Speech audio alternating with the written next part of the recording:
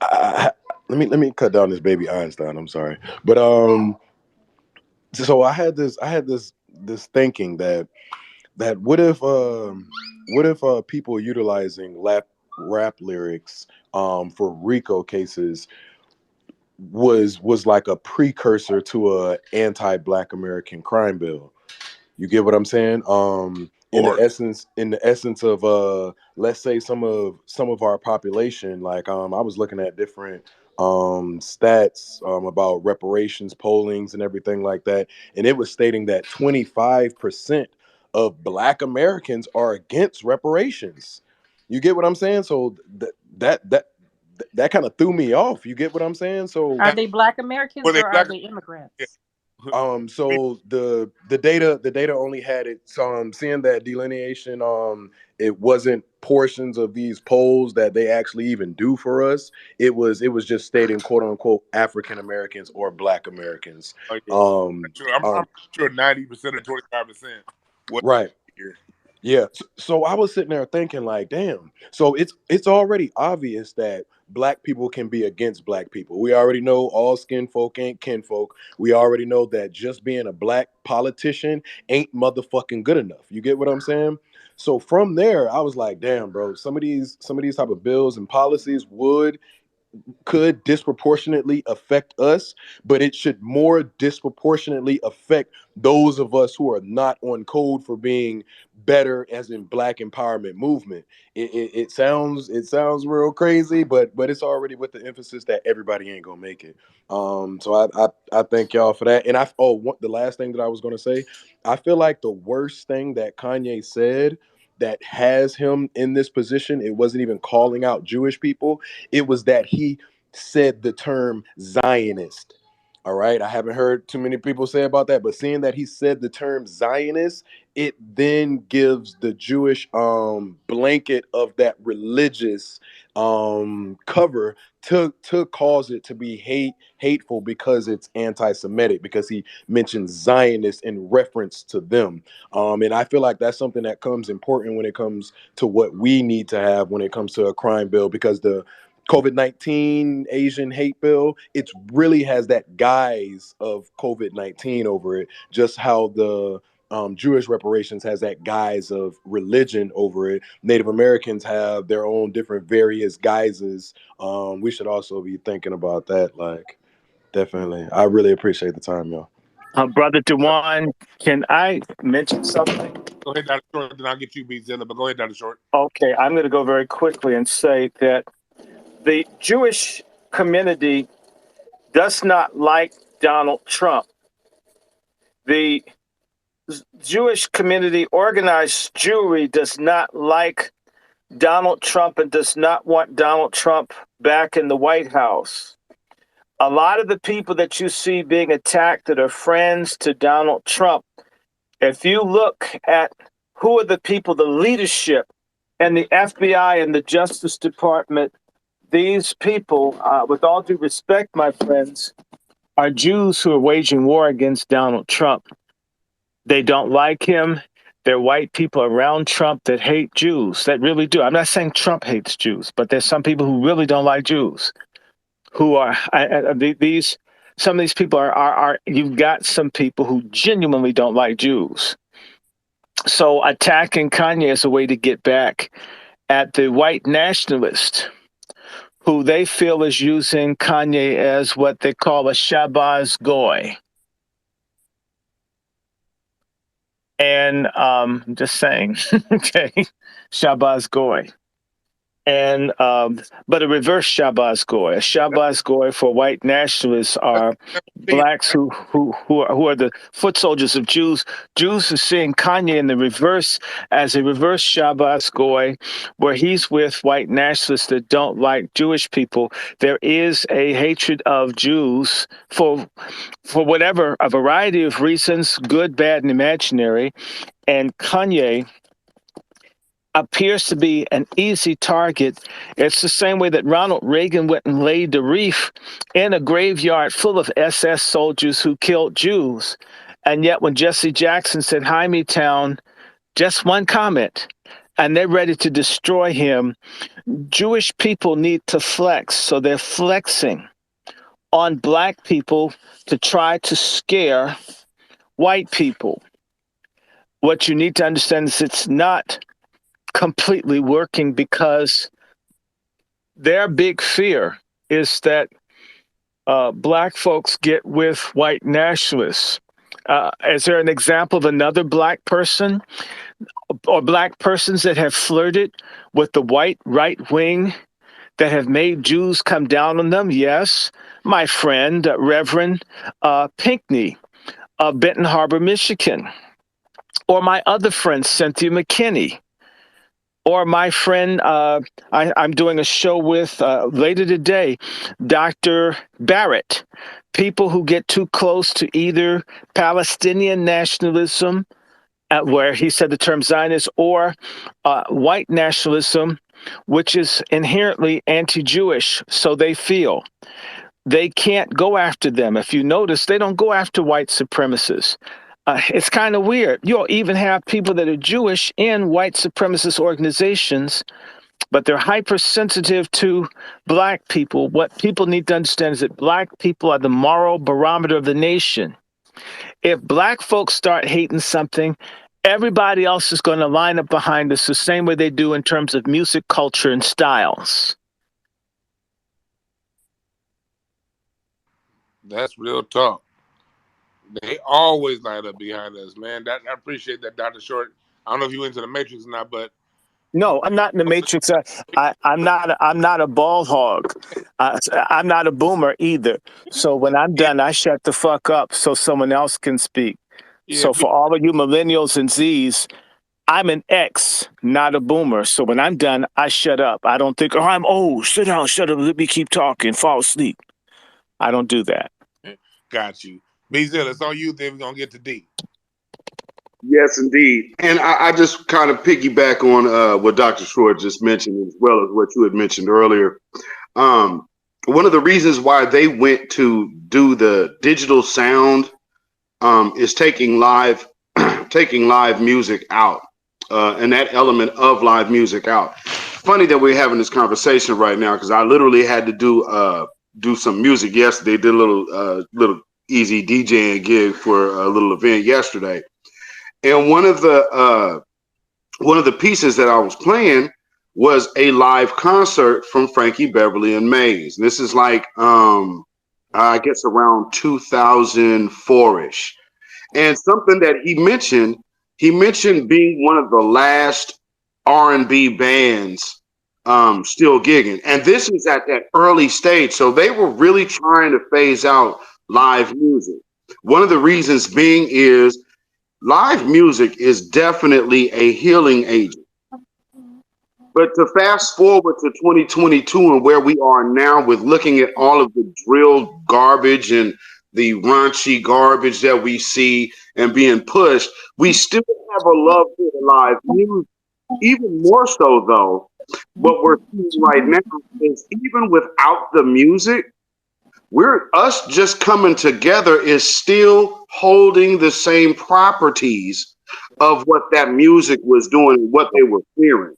So just I guess coming back to get basically for all intents and purposes, not to sound too churchy or nothing, but coming together on one accord on some realness as like some real love and family relationship type level. We are literally watching the same healing properties as we have always demonstrated in our music. So to end, I'll wrap it up by saying we are legitimately the healers, not just even the musicians, but all of us in general, everybody Oh. in this room, right there. Man, with that, I'll land my plane. That's real talk, B-Zilla. Like always, man. The music really is hitting. Like I say, the strings are the emotion. The live instruments represent the four elements that make up life.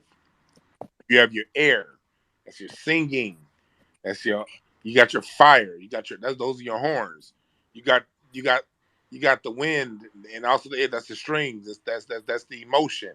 You got the earth, that's the drums.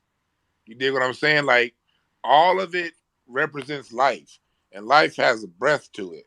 That's why quantizing music is so dangerous, because nothing is always on beat, perfect every time. There are, even when the tempo's at 79 BPM, sometimes within that song there's gonna be a little bit of shakiness and a little bit of wavering within the beat. Just like life, you can have the perfect day, but within the perfect day, you're gonna trip over a curb, but something gonna happen. That's how life works, and that's how music's supposed to be. When you put it all in a computer and quantize it, you take all of the life element out of it. Um, D Jackson. Peace, peace, peace. What up, Dwann? Peace, Nikki, Dr. Short. Shout out to Craig Fax, Dwann. What's that? Um, Real quick, man. I'm gonna try to be fast, man. I'm a from Chicago, man. I'm an MC. I've been MCing for a while. Once upon a time, I had a nice little buzz here in the underground conscious community, and I was quote unquote that next dude up. Just to touch back on what you were saying like a few minutes ago, I had some situations with some major labels and everything, and the one thing that they will never compromise on is creative control. So and then later on in life, mid 30s, there was a record label that's known for pushing conscious artists. So after like they're done with their major stay, I'm not gonna say the name of the label, but they're known for like pushing conscious artists. So I had a situation with them. They would not give up creative control. So there's another thing in contracts too that's called final cut too, which means if you presented to them like, yo, I'll make 30 songs and you pick your favorite 10. They still wouldn't do that. So you right on the spot, man, when you say like the whole Too Short story and things like that. And I don't know if you're familiar with the that letter that Crazy Bone read too, Yes, how sir. they presented to them too. So man, you hit it right on the head with that, bro. I appreciate that, man. Yeah, I'm glad you brought in with what your story. See, the people listening on YouTube later on and listening out there, we're not just making this stuff up. Whenever they talk about our music, they make it seem as if black people are just these dumb degenerates that put out all of this distasteful music, and we're just this idiot consumer base that thirsts for the most degenerate style of music, and we're all just stupid. And all the record label doing is they're just giving you what you want. The record label, they're just putting out what the artist puts. It's like society and black folks tend to just give the labels and the radio stations and the CD distributors and streaming platforms, they're just these innocent beings allowing these dumb niggas to create stupid music and these dumb nigga consumers. No, that's not a natural thing. You don't go from the OJs singing about family reunion to Ice Cube talking about, putting the family, his wife is his manager, to what we see right now. That's not a natural thing. If you just go to any record label that black people own and they weren't involved, just listen to the music. We're going to talk about, it's going to be a lot of music about fucking, a lot of music about sex, a lot of music about cheating, a lot of music about getting your heart broke. It's gonna be a lot of music about coming together. That's what we talked about. Cheating, getting your heart broke, falling in love, smashing as many chicks as you can get, chicks wanting to get dickmatized. That's all the music was about. It wasn't about this. It became about this when they got involved. Go ahead, Dr. Short. No, Dr. You're not there. Miriam, you have your hand up. All right, yes, my goodness, this room is really on fire tonight. We are all cooking, and this is just a wonderful medley stew of us. To touch upon a couple of things that were said, as you were saying, when you get back into the jazz, because jazz musicians truly was tied into the womb of the universe. All the B's, the bops, the lows, the highs, the pitch, and that little tremble, we later know as tremble when they start doing the woofers and things of that nature, to not disrupt the music, but to enhance it, so to speak. But if you ever hear live music, a live concert, it's nothing like it. It's moving, especially if you're doing some deep breathing with it and just let it take you. That's what they call Holy Ghost, because music truly does touch the soul, and you do begin to sway, and you do begin to move with it. And just a note, we have a listener with this little um they're Japan. They're all Japan, their whole page, their whole everything. And I always call them out whenever I see them in one of our rooms, because why are you here for? They never speak or anything. They sit in and listen for a great deal. So they let me know you're gathering intel. But for what, I would want to know, is it a Japanese think tank or what? Because they've been into a lot of our forums, not to change the subject, but I think it's important to call these type of listeners, these type of people out. It's an Oshagati or Shantaki. You can't even pronounce the name. And it's a piece of cake, a cupcake, or whatever it is. But the whole profile is in Japanese. So I'm just calling that out. But to touch back into what we were saying about the message in the music, um, you had um, those are the poor righteous teachers. You had YZ. You had poor righteous teachers. I mean, dead prayers. You had so many underground, and it's a one brother called Rhino too. He's so smooth. He's an underground rapper, but some of his music is out, and it's conscious. It's very conscious, and it's banging. On top of that, and when they started to also manipulate the music and integrate into the culture to dumb it down, not only with all that kids bop pop crap, because they actually, and they run with this in China, that bop crap, that lollipop music they used to call it, I think, kids pop. And remember, that's how Britney Spears ushered in on that wave and all that, and all those other people. And then we had, of course, the clones, the Backstreet Boys, and the other group, I forget their name too. You had them, where Justin Timberlake and all of them come out of. You're nobody unless you're emulating and imitating soul, the R&B. And like you said, Bruno Mars and his group, they emulating a lot of the R&B, the 80s and the 70s R&B and stuff like that, and that's why he's doing so well. And you have Eminem, Ooh, like his they whole. take our sound. That's the whole thing, is to take our stilo and take our thing. I'm not gonna be on here much longer, so could you just go ahead and wrap it up, and then we're gonna get to one. I'm gonna say a few more things. Sure, I'll wrap it up on this. Dr. Frances Cress Welsing said it best. She said that they were going to start imitating our music and our sound. She said that. She said they're going to start emulating it. She said they're going to start learning secondhand and becoming activated secondhand on rhythm. She said they'll always be offbeat. They just can't get it right. But she warned that this was coming. And in closing, I'll say this: Eminem whole style, the one who they think is one of the greatest they ever do it, who he stole half of his style from oh gosh, what is his name? Um Rakim. And but he said he learned how to construct sentences and things of that nature from Rakim, but he stole his whole styles. Is the one that represented in Nine Miles. He the one that got murdered. He actually stole dude whole style. Anybody from Detroit can tell you that followed that they can tell you. And then I'll just land my plane there. I had something else, but it escapes me now. But I'll land my plane there. Thank you. All right, thank you, thank you, thank you. Hmm. Yeah, it's we as a people, we got to know that we are the culture of the world.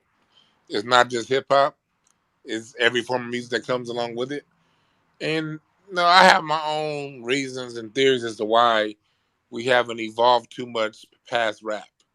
I'm gonna put that off for a whole nother Twitter space, because I'm definitely gonna want y'all to talk about that. I can go like another 3 hours on that, and I ain't trying to have one of those all night rooms.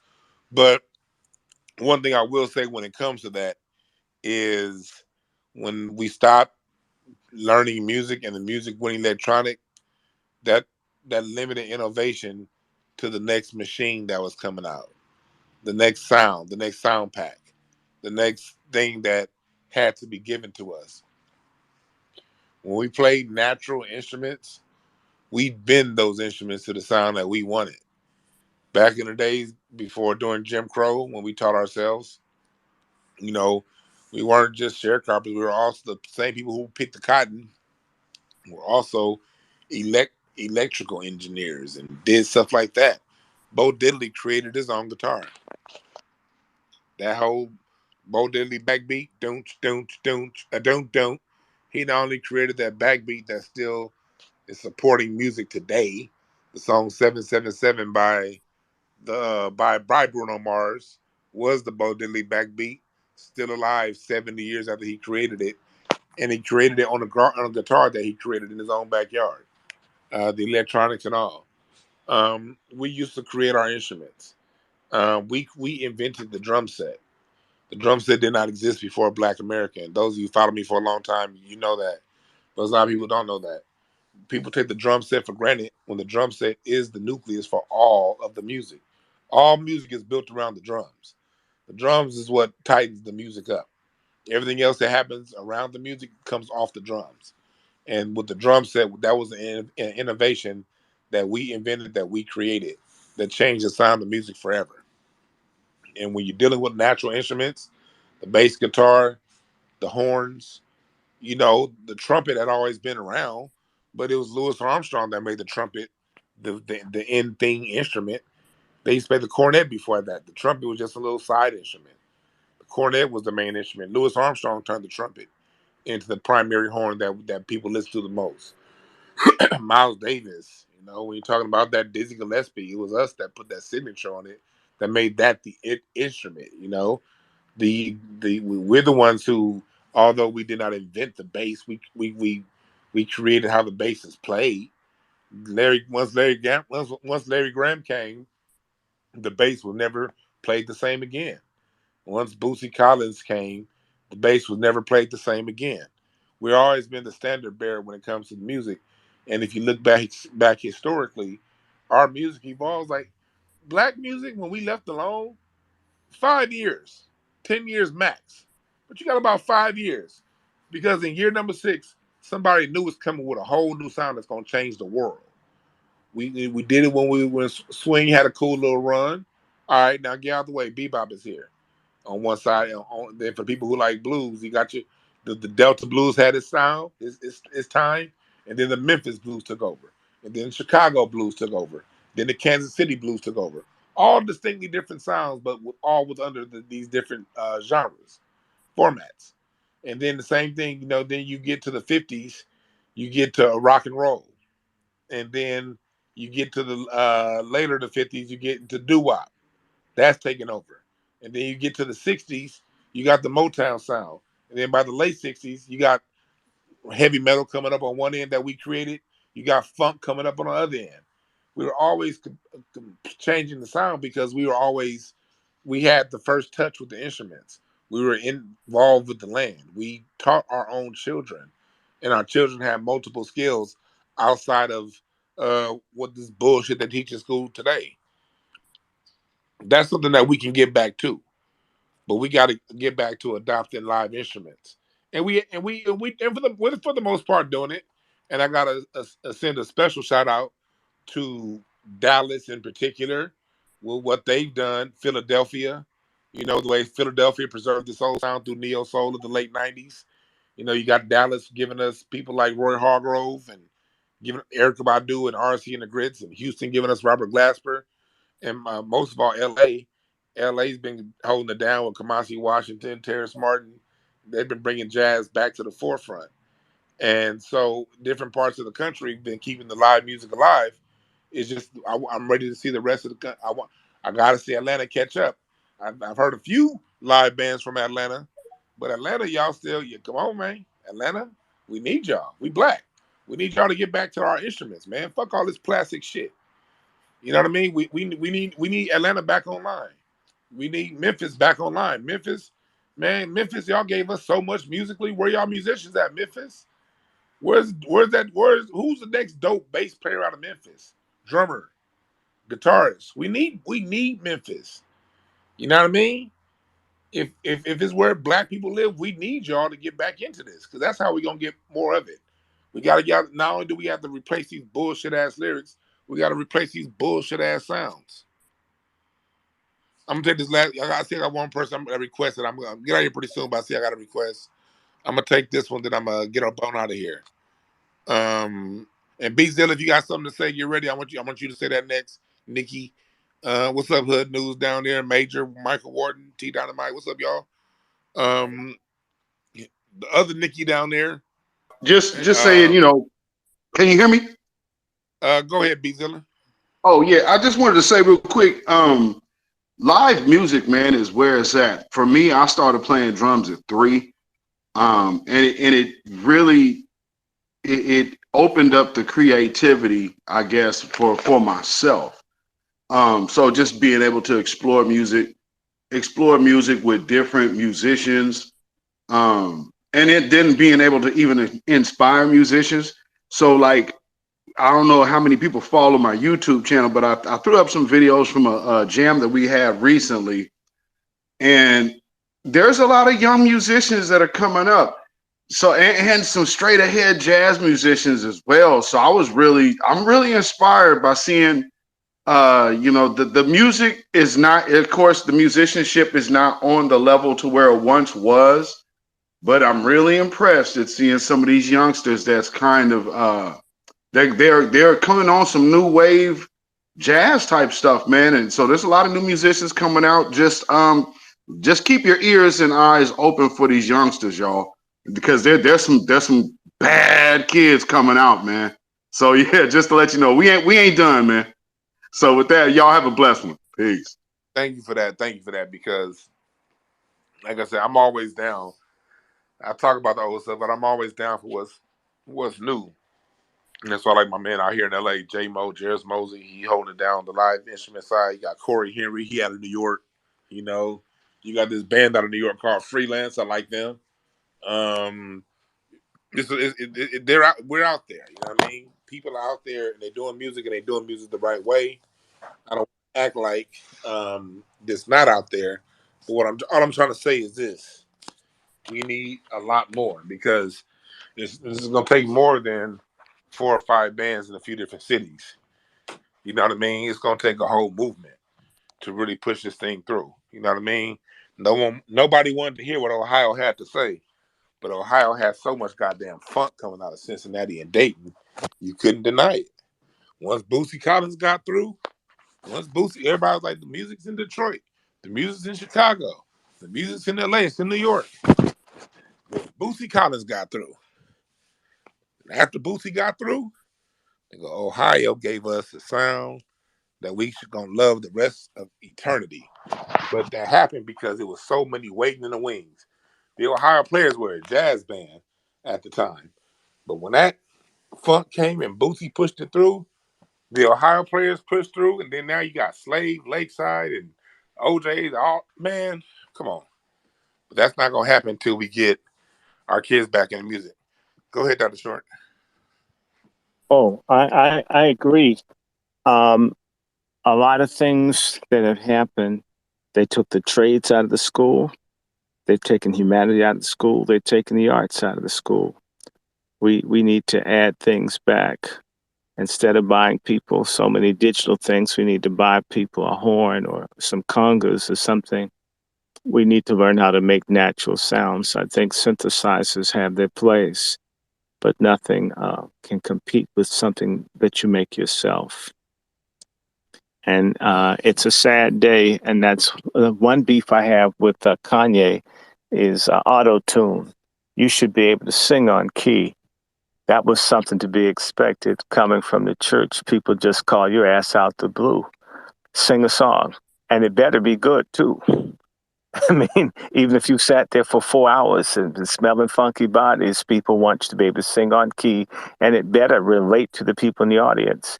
We need to have places where we share music and art with each other and have places that we collect. This is one of the things that gentrification, genocide has done, is even destroyed places where we could gather and vibrate together, generate sounds. You follow what I'm saying? I was thinking about the song. I was talking to Sugar T. I think you know her. Um, she's a friend of mine up in Oakland, one of the mothers of West Coast rap and hip hop.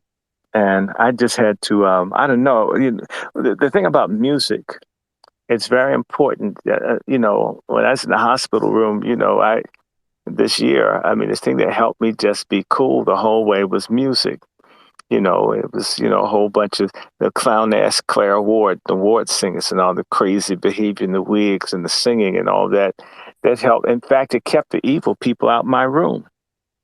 And I was in the hospital where they killed Dick Gregory. So, I had my gospel music and kept all the evil people's asses away. Music protects us. Music can help you.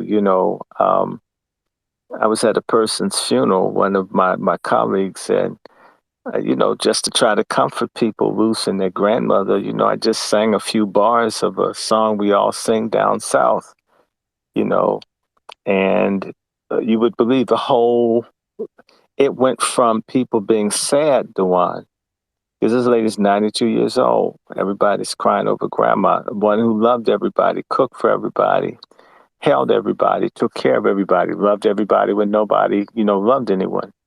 And when she's gone, there's no amount of words that you can say to people that are, giving someone back to the creator. And man, I just sang for about a minute and a half. The place almost went nuts. And it's because that's one of the things that people fear about us. They want to kill the music. My music uncle, George McGregor, perhaps the undersung, the most prolific percussionist in modern recorded music, um, told me that they were killing all the people that could make the sounds and frequencies to get people to love and stand up. And we need to understand that this is a very real thing. And even the scriptures say, make a joyful noise unto the Lord. You're supposed to be making sounds. I mean, all these people now, they can't sing, they can't dance, and they're like what white folks used to be. We used to make fun of in the 70s. No matter what, nobody could outdo the Jacksons or the OJs or the Dramatics or the Manhattans. You had so many black groups of whatever kind, or your singer-songwriters, Stevie I can't Wonder, hear Dr. Roberta. Short. My shit went out. Is Dr. Short speaking? Hit the thumbs up or something if y'all can hear Dr. Short. I can't hear shit.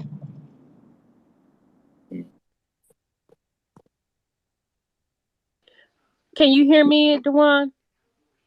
I hear you, Nikki. Okay, so when the last time this happened to me, I turned my Wi-Fi off, and that helped. Also, if you want to do a mute all, like mute everybody on stage and then unmute everybody, that's the only two things that have ever worked for me, other than dropping down and closing the space. All right, did that work? Dr. Short, can you say something to see if he can hear you? Yeah, I'm right here. I hope you are hearing me. I hope I'm making sense. Can you hear him, Dewan? Okay, Dewan can't hear you, so Hello? we were gonna. Yeah, Dewan. Yeah, I think something's wrong where you can't hear him, but we were gonna end the space soon anyway, right? Yeah, So we're going to end you pretty want soon we want to anyway. let him. Yeah, we can let him finish up and then start to close it out All right, if yeah, that go will ahead. help. Go ahead and finish. When he's done Go ahead, talking, Doctor Short. and when he's done talking, Nikki, you jump in because Yeah, I can hear you. Okay, understood. it's real simple. We necessarily, one thing that will really help us, no matter where you are, what you do, is that people need to make sounds, sounds of love, peace, however you do it, and it can ultimately change it. This is what our ancestors learned to do, to vibrate. You're talking about people from 500 Aboriginal nations and 1,200 tribes and linguistic groups from Africa, as well as people from Europe, were able to vibe together and create the most potent cultural, uh, the most potent cultural weapon in the last 1,000 years. And we need to find our souls, ourselves, and be real. And that is what we've learned to do. We need to learn to regain our authenticity and creativity and spirit. And I can just tell you, just from that funeral, being able to communicate in music or song with a room full of Black folks, people went from being sad about a death to remembering the good times. This is why they want to destroy the music. They want us depressed. These people are almost like alien demon spirits that want to kill what is special, what is godlike, what is divine inside of us. And we have to resist that by making music, by appreciating that that's beautiful in each other, singing about love. In fact, even singing about the coarser parts of it. It's all involves. Come on, let's be honest. You don't stick your thing in somebody with saran wrap on. So a lot of things are moist, juicy, and sticky, but that's just how it is. But most importantly, vibrate love, vibrate understanding, vibrate peace. Don't let anyone take your soul from you. Like it says, what does it profit a people to gain the world or white acceptance, to be assimilated and lose our soul? Don't lose your soul. Don't lose our music. Don't give up. Okay, Dr. Randy Short, and definitely, I want y'all to help me go out and see Dwann. I want to go out to Cali twice. I think Sister Nikki posted that up there. They're messing with my GoFundMe, but Yeah, I uh, posted a GoFundMe up that you gave me the link to, and the link did not work. isn't that crazy? Yeah, And that's the one that they sent over. How does it not work? So they can cash app me because I want to see Dwann. We want to do this in person. I want us to say one thing and I'll stop. I had a brother who's one of the leaders of the Black community in Britain who wanted me to say thank you to Dwann and to all of you that Black American music helped the people in Britain make it. There's a guy by the name of Jimmy James Jimmy who James. came from Britain to America to take Black music back because they were having a hard time dealing with white British people. So what we generate heals and makes people. And by the way, Cash App, Dr. DrRandyShort, Dr. Randy Short. We Yes, need to Dr. have Randy more of Short these. Cash App is in the. I'm just Yes. cutting you off. I No, no, apologize. that's okay. No, but I just want to be with the one. We need to do this in person so we don't have to listen to this bullshit traffic. Okay. That's Yeah, the music Dewan, we he's just don't saying like. to you that we got everybody, y'all got to hook up in person, because you see this how this these spaces work. They're always messing up. So yeah, that's what he's saying. He got to hook up with you in person. Right. Um, I'm I'm I'm sorry landing we my can't hear each plane. other. Oh, okay, okay. I don't hear any. I hear you. I don't hear him at all. But yeah, thank you, Dr. Short. Um, but yeah, like I just want to close this out because what's up, Sonny? I want to close. I will keep it going a little longer, but I can't hear shit, and I'm barely hear Nikki. But I want to close it out basically just by saying, look, we got to focus on get back and get on what's real. If Kanye West offended you and he hurt your feelings, I don't give a fuck. No one gives a fuck. Feelings could be hurt 1 minute and the next minute you in ecstasy. That don't matter. If he's a coon, hell yeah, he a coon. All that stuff is true.